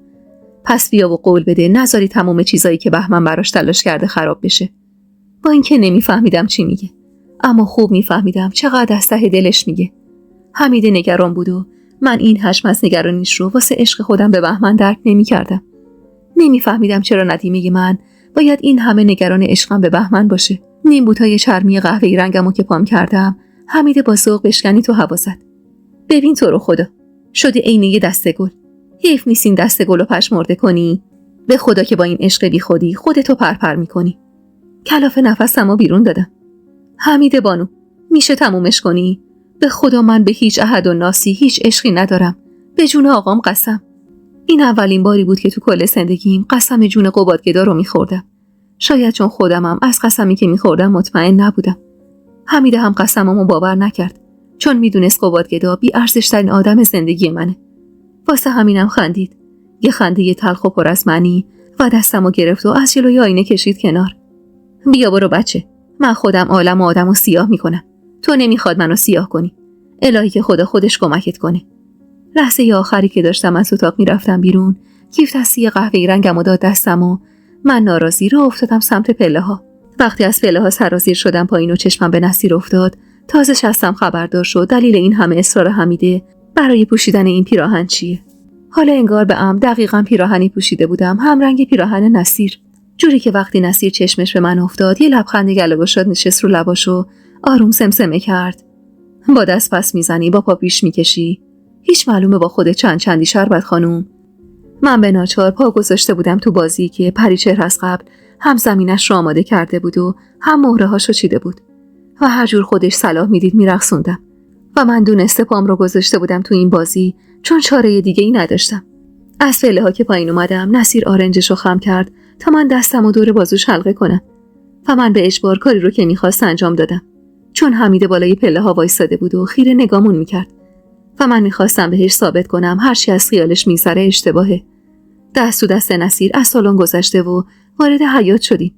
پریچهر کنار نصرت و زهرا توی حیاط وایساده بود و سر کاشتن گلای اطلسی توی باغچه باهاشون کلنجار میرفت و تا نگاهش به من افتاد لبخند ملیحی زد، لبخندی که داد میزد اثر رضایت ارضای حس خودخواهیشه. نصیر با چاپلوسی تموم تا کمر دوله شد و لب زد. بانو، اگه اجازه بدیم ما کم کم رفع زحمت کنیم. لبخند پریچهر عمق گرفت. نصیر جان، میدونی که تا آخر شب که برگردین شربت دست تو امانته. خدا رو شکر که سلیقه منم دستته. پس خودت خوب میدونی چی کار کنی. شده بودم عروسک خیمه شبازی تو دستای پریچهر و نصیر و کم کم داشتم فاصله میگرفتم از اون شربتی که حمیده میگفت نباید فراموشش کنم. حمیده‌ای که تا 2 هفته پیش طرفدار پر و پا قرص شربت ساده و قربتی امارت بود، اما درست از وقتی که فهمید دل من سر خورده پی مرد این امارت ورق برگشت. اونم نه از سر بدجنسی و خودخواهی. حمیده نگران بود و هر چقدر زمان بیشتری میگذشت من بیشتر نگرانی حمیده رو از این بابت درک میکردم. بعد از یه خداحافظی سرسری از سمت من و یه خداحافظی پر آب و تاب از سمت نصیر، دوتایی از حیاط زدیم بیرون. بنز سیاه براقش بدون ذره‌ای خط و خش جلوی در عمارت پارک شده بود و نصیر چنان باد به قبقب انداخته بود که انگار دختر شاه پریون رو توی تور خودش انداخته بود. بفرمایید شربت خانم، اگه افتخار بدی و با هم همراهی کنی و سگرماتو تا شب باز کنی، قول میدم فردا صبح نشده خودت زنگ بزنی خونمونو برام ابراز دلتنگی کنی. یا آن دلم به حال سادگیش سوخت. اینقدر از خودش مطمئن بود که خیال میکرد من اگه شمشیر رو از رو براش باز کنم اون قطع به یقین برنده این مبارزه است. ولی خبر نداشت من خیلی بیشتر از اینا باخته بودم. در ماشین رو باز کرد و من به ناچار روی صندلی جلو نشستم. همه چیز خوب بود، اونقدر خوب که انگار واقعی نبود. نصیر خوش قد و بالا، خوش قیافه، خوش سر و زبون و از همه مهمتر اصیل و با خانواده بود. و حالا من شربت عبدالآبادی، دختر قبادگدا، تو سر و وضعی که هیچ معلوم نبود همون شربت سابقم کنارش نشسته بودم و به این فکر می‌کردم که ای کاش هنوزم توی همون سلول تنگ و تاریک کنار منیشه بودم. دیگه کم کم داشت از دستم در میرفت تعداد دفعه‌ای رو که اینو از خدا خواسته بودم. با صدای ترانه شادی که تو گوشم پیچید از فکر و خیال بیرون اومدم. به چی فکر می‌کنی شربت خانم؟ هیچ می‌دونی این پیراهن نباتی رنگ خیلی بهت میاد، حتی بیشتر از اون پیراهنی که اون روزی که اولین بوسه زندگی تو ازت گرفتم تنت بود. با این حرفش تنم گر گرفت. نمیدونم از سر خجالت بود یا حرص، ولی هرچی که بود اونقدر داغ کرده بودم که دلم میخواست همون لحظه پیراهنم رو از تنم در بیارم و دور گلوش بپیچم و خفش کنم. ولی همه اینا یه فکر بود که واسه چند ثانیه از خاطرم گذشت و دود شد و رفت هوا. من به حمید قول داده بودم که بهش ثابت کنم هیچ حسی به بهمن ندارم. واسه همینم زورکی خندیدم. ولی نصیر خان، به نظر من بوسه‌ای که از سر اجبار باشه اصلا بوسه حساب نمیشه. اینطور نیست. انگار از حاضر جوابیم یا شایدم از لحن تند توام با مهربونیم جا خورد که کمی منومن کرد. خب چی بگم؟ راستش رو بخوای تو اونقدر برام جذابی که در مقابلت از خود بی خود میشم. من تو زندگیم کم دختر ندیدم. دخترای فرنگی، دخترایی که 100 برابر بهتر از تو معاشقه بلدن. ولی تو عقلمو از کار میندازی. الانم معلومه حسابی ازم دلخوری. پس باید معذرت خواهی کنم. ببخشید دیگه. قول میدم دفعه بعد به خواسته خودت باشه. تو دلم گفتم دفعه بعدی در کار نیست آقا. ولی به ظاهر به لبخندم عمق دادم و چشم ازش گرفتم. من هیچ میلی به هم صحبتی با نصیر نداشتم. ولی اون این سکوت منو میذاشت به پای غرور و ناز ادای دخترونم. ناز و ادایی که تو این چند صبا از پریچهر زیاد دیده بودم. گوشم به ترانه خارجی پخش شده از دستگاه ماشین بود و چشمم به هیاهویی که مردم شهر از شوق نوروز به راه انداخته بودن. ماشین که گوشه خیابون پارک شد، نگاه گیجم و دوختم به نصیر. کمی دست باچه شد و لبخند زد. میشه ازت تقاضا کنم اول یه قهوه با هم بخوریم؟ من که تا اینجا اومده بودم دیگه برام چه فرقی داشت اول قهوه بخورم یا لباس بخرم. مهم این بود که حالا برخلاف خواستگی دلم کنار این مرد نشسته بودم و نگاه‌های سنگین و تند و تیزش رو روی خودم تحمل می‌کردم. وقتی چیزی نگفتم سکوتمو گذاشت به پای رضایت و ناز و از ماشین پیاده شد. هر زده و دست باشه که درو برام باز کرد. یه حسی عین ارضای احساسات سرکوب شده توی وجودم به جریان افتاد. احترامی که همیشه از جانبش نصیب پریچهر میشد، حالا نرم نرمک داشت نصیب من میشد. با یه حالی که خودمم نفهمیدم خوشه یا بد از ماشینش پیاده شدم و دوباره دستمو دور بازوش حلقه کردم. تو شیشه مغازه‌ها که باستا به تصویر خودمون رو می‌دیدم، یه حس رضایت درونی تو وجودم غل می‌زد. رضایت از کنار نصیر بودن و دور شدن از زخمه بیدر و پیکر قبادگدا و رسیدم به خیابونای پرزرق و برق بالا شهر و شونه به شونه مردی راه رفتن که نگاه تمام زن‌ها و دخترای جوان وقتی از کنار مرد می‌شدن ازش برداشته نمی‌شد. وقتی توی کافه تاریک و کوچیکی نشستیم، سعی کردم بیشتر نگاش کنم. حواسش به کاغذ توی دستش بود و تمام حواس من به تک تک اعضای صورتش. چشمای درشت قهوه‌ای با ابروهای پهن و بوری که همرنگ موهاش بود. دماغ قلمی و لبای باریک. ولی چیزی که بیشتر از همه جذابش می‌کرد، فک مستطیلی و چونه تیزش بود. ننم میگفت آدمایی که فک مستطیلی دارن، مرغشون زیادی پا داره. و حالا با دیدن نصیر، اونم درست وقتی که روبروم نشسته بود و داشت برام قهوه ترش سفارش میداد، به این نتیجه رسیدم که حرف ننم همچین پر بیرا هم نبوده. خب شربت خانم، کیک سفارش دادم که از دل در بیارم. به جون خودت قسم من پسر حولی نیستم. من قد موهای سر دختر دور و برم دیدم. دخترایی که له له میزدن تا یه شباهان باشن. ولی من تو کل عمرم فقط به یه نفر دل دادم. اما این روزا حس میکنم دلم داره دوباره پرپر میزنه. خیره نگاش کردم. زیبا بود و خوشتیپ. خوب که دقت میکردی زیاد از حد جذاب. اما چراغ صداقت کلامش برام خاموش بود. شاید چون حرفای پریچهر رو بهمن رو شنیده بودم و میدونستم تمام این حرفاش نقشه های پریچهره. شاید اگه چیزی نشیده بودم و دلم جای گیر نبود، خیلی راحت خام حرفاش میشدم. چون اون تونست خیلی راحت دلخوری اون بوسه اجباری رو از دلم در بیاره. پسر جوون که برامون قهوه رو آورد، نصیر از حرف زدن دست کشید و فنجون قهوه رو سمتم گرفت. بوی تلخی قهوه زد زیر دلم. هنوزم به خوردن قهوه‌ای بدون شکر عادت نکرده بودم. واسه همین صادقانه نگاش کردم. میشه بهشون بگی شکر بیارن؟ هاج و واج نگام کرد. فکر میکردم تو هم مثل پریچهر معتقدی شکر باعث افزایش وزن میشه. توی یه لحظه تصمیم گرفتم با نصیر خودم باشم.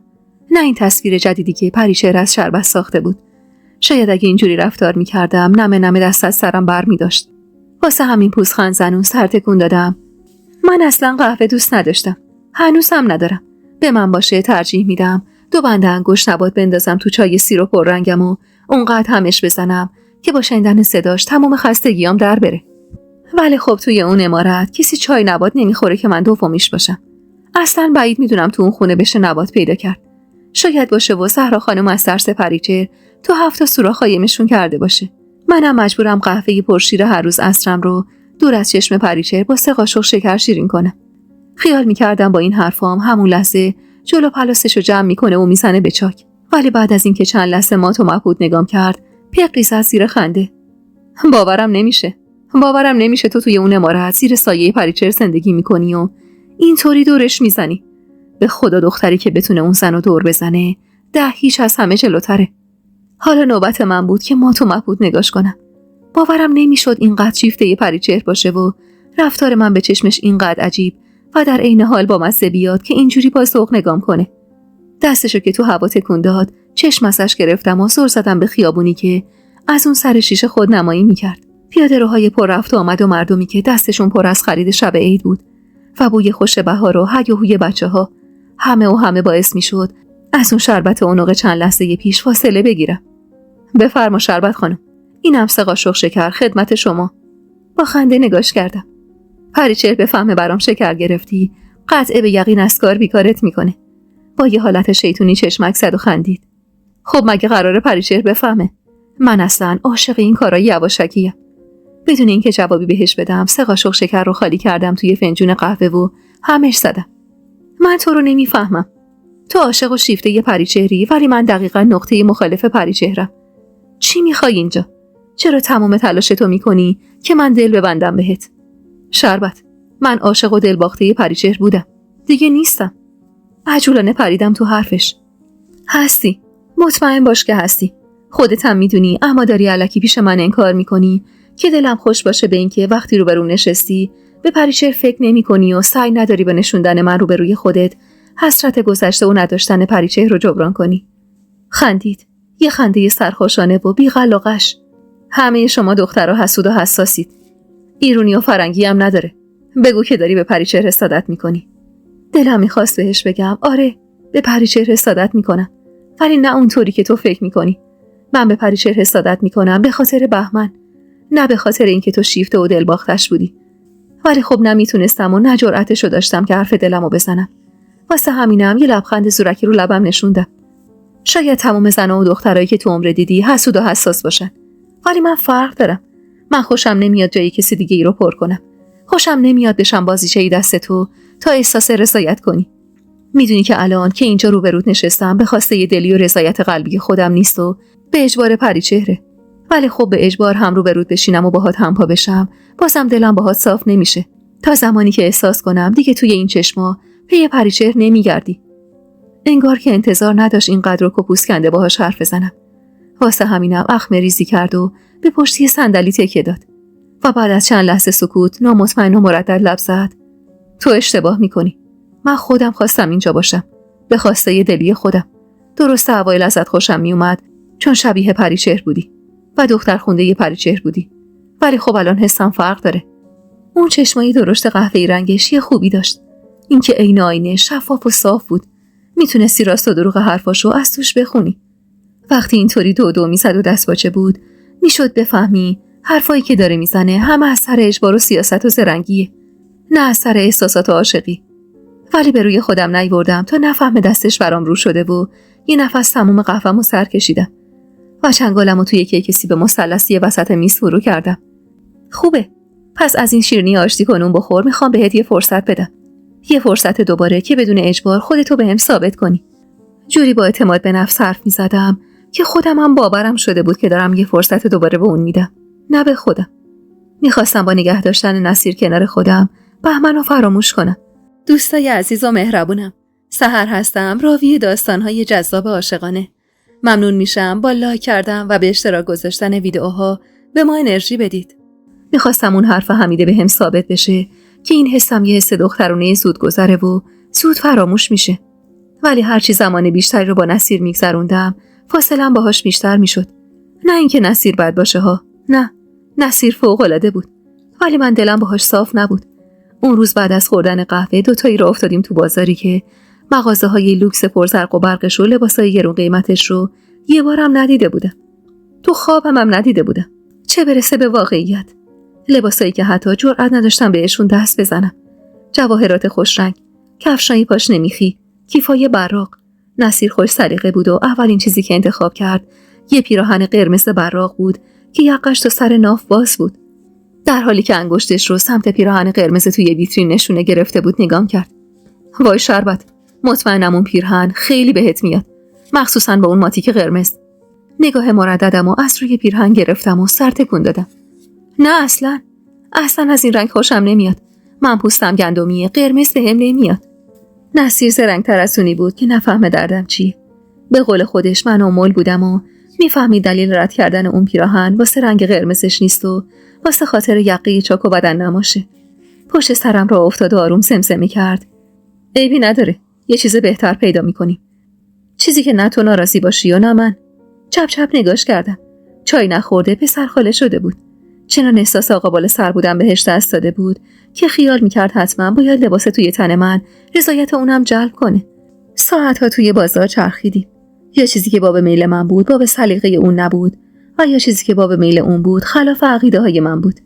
آدم مذهبی نبودم اصلا، ولی از نگاه هیز مردا روی تنه برهنم حس بدی بهم دست میداد. واسه همین دنبال یقه بسته ترین پیراهنا میگشتم. اما برخلاف من نصیر اوریون ترین لباسا رو انتخاب میکرد. آخر سر روی پیراهن چیندار بلند طلایی رنگ به توافق رسیدیم. پیراهن آستین پفی و یقه گرد پر از زرق و برق. بفرما شربت خانم، این دیگه عالیه. الکی گیر ندیا، نه کوتاهه نه که بدرنگه و نه یقه چاکه. حاضر شو بپوشش. خسته و کلافه در حالی که پاهم از شدت راه رفتن گزگز میکرد سر تکون دادم. زن جوونی کمک کرد پیراهن رو تنم کنم. وقتی با اون پیراهن بلند پفدار وسط مغازه وایسادم احساس کردم فقط یه تاج و تور بلند با عروس شدن فاصله دارم. ببین چقدر قشنگ شدی، فوق‌العاده است. ولی مطمئنم اون پیراهن قرمز اولی هم بهت میومد.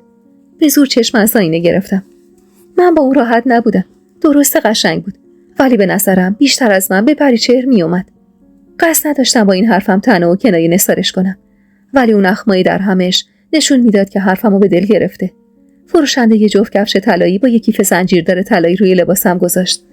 کفشایی که بعید میدونستم حتی 2 قدمم بتونم باهاش راه برم.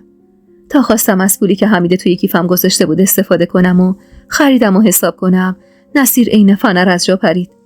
یه خانم محترم هیچ وقت جلوی چشم یه آقا، اونم یه آقای محترم، دست تو جیبش نمیکنه. بی توجه به حرفاش مقدار پولی رو که فروشنده با کلی تعارفی که پاره کردم بهم گفته بود و روی میز گذاشتم و خریدم و زیر بغل زدم. اما من یاد گرفتم یه خانم محترم هیچ وقت اجازه نمیده خرجش رو یه مرد غریبه بده. اینو گفتم و با خنده از مغازه زدم بیرون و نگاه سنگین بوزده نصیر رو پشت سرم جا گذاشتم. نصیر تازه داشت با شربت واقعی با همون لجاجت و تخصی خاص خودش آشنا میشد. اون روز من خیال میکردم نصیرم قصد خرید داره، ولی وقتی راهش رو کش کرد به سمت یه رستوران مطمئن شدم تمام اون برنامه‌ها رو پریچهر چیده واسه آشنایی بیشتر من و نصیر. ولی نفهمیدم چرا پریچهر این همه اصرار داشت روی این رابطه‌ای که مخالفت 100% بهمن رو از چشماش هم میتونستم بخونم. توی رستوران بزرگ و شیکی که رفته بودیم نشستیم و سگرمه‌های نصیر هنوزم در هم بود. بی خود و بی جهت عذاب وجدان گرفتم، با اینکه دل خوشی ازش نداشتم، ولی نمیتونستم تحمل کنم که یه نفر دلش از من گرفته باشه و من کاری نکنم. واسه همینم خجالت زده لب زدم. پریچهر یادم داده، اون همیشه میگه یه زن اصیل خودش خریدش رو حساب میکنه. اجازه نمیده مردا با این افکار پوسیده زنا رو محدود کنن. اگه پریچهر رو قبول داری باید این حرفاش هم قبول کنی و اخماتو باز کنی. پوزخند زد. پریچهر. امان از این پریچهر که شده ملکه ذهن تو. بابا ول کن پریچهر رو. فراموشش کن. من غلط کردم یه بار به تو حرف دلمو زدم. خندیدم. حتی اگه نمیگفتی بهم بازم از 100 فرسخی زار میزد تو عاشق و شیفته یه پریچهری. از همون لحظه اول که دیدمت، همون روزی که سر میز صبونه نشستی و تموم هماغمت جلب کردن توجهش بود. شاید سنم کم باشه، اما آدمای زیادی دور و برم دیدم. آدما رو خوب میشناسم. خوب بلدم حرف دلشون رو از تو نگاهشون، از تو رفتارشون بخونم. وقتی این حرفا رو میزدم زور زده بودم تو چشماش. واسه همینم نگار ترس برش داشت که نکنه درد دلشو از چشماش بخونم. چشماشو ازم گرفت و کمی دست باچه گفت خب یا شام سفارش بدیم. تو چی میخوری؟